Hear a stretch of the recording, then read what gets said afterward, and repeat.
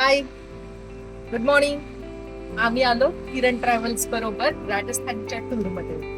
आणि या टूर मध्ये आपण बघू शकता आम्हाला खूप उत्तमरित्या अशा हॉटेल्स किरण ट्रॅव्हल्स अँड टूर्सनी दिलेले आहेत. खरं तर त्यांच्या टूर विषयी सांगायचं तर आमची ऑलरेडी आधी एक ग्रुप टूर होती, पण अपरिहार्य कारणामुळे त्यांनी आम्हाला एक पर्सनल टूर बुक करून दिली.